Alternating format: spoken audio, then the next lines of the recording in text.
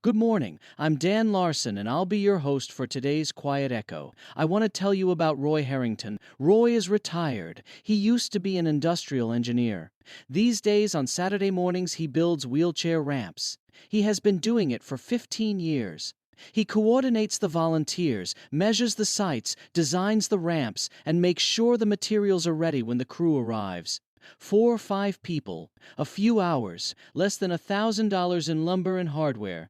And when they leave, someone who has not been able to leave their own home can leave their own home. Roy is the regional director for the Brazos Valley chapter of the Texas Ramp Project, a nonprofit building free wheelchair ramps for low-income elderly and disabled residents across Texas.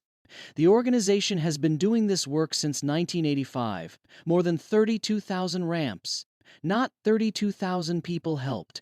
32,000 ramps built by volunteer crews across the state, each one a morning when a team showed up, cut the wood, drove the screws, and handed someone back a life. Roy tells the story of a ramp they built for a woman in his area. Routine job, same as the others.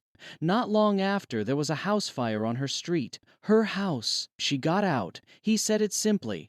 Many of our clients are essentially trapped in their homes. Being able to get in and out easily can completely change their lives. I have spent most of my working life in construction. I know what a set of front steps looks like when they have been neglected long enough to become dangerous.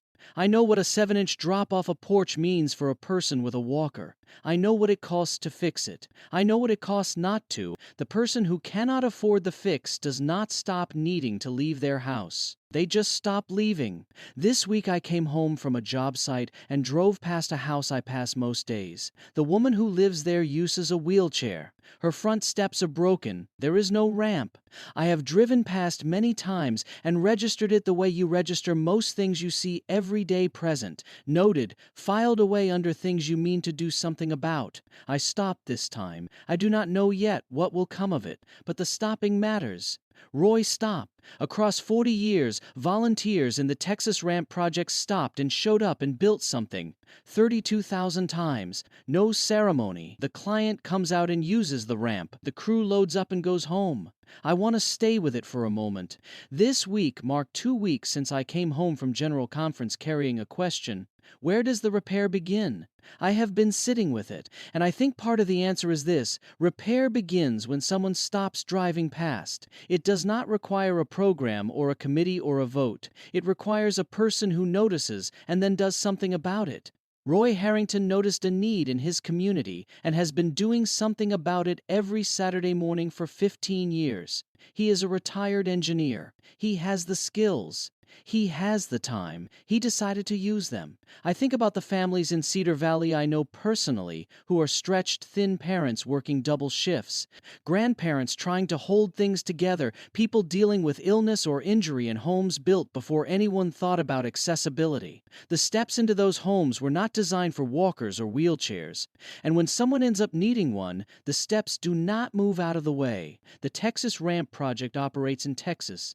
But there is something like it in every state. Rebuilding Together, local habitat affiliates, church service organizations. If you have skills with lumber and an open Saturday morning, there is almost certainly someone in or near Cedar Valley who needs what you know how to do. And if you do not have construction skills, you can still show up. These crews need people to hold boards, hand tools, carry materials. They need someone to sit with the client while the work is done so the client does not feel alone. They need someone who can make a phone call or write a referral. The work is bigger than the hammer. Most of the people who needed 32,000 ramps were not strangers to someone. They were a neighbor. Someone drove past them on the way to work. Someone saw the broken steps and the wheelchair inside and kept going. Roy Harrington stopped. I think about what Rebecca said to me once when I was carrying something I could not put down. She said, "You cannot fix everything, Dan, but you can fix the thing in front of you. It is enough for today." The thing in front of Roy Harrington was a neighbor who needed a ramp. The thing in front of me this week was a set of broken steps on a street I drive every day. The thing in front of you, I do not know what it is, but I think you do. We can start there. If you know someone in Cedar Valley who is trapped in their home by a set of steps, or if you have a Saturday morning and a willingness to help, the Cedar Valley News Facebook group is where the conversation continues. Come tell us what you know and what you can do. I will put the link in the show notes. This is Dan Larson, your host for today's Quiet Echo. Thanks for listening.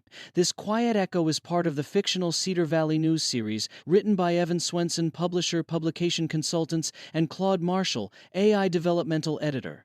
While the people and town of Cedar Valley are fictional, Roy Harrington and the Texas Ramp Project are real. You've been listening to the Cedar Valley News Podcast, where small-town voices meet the headlines shaping our world.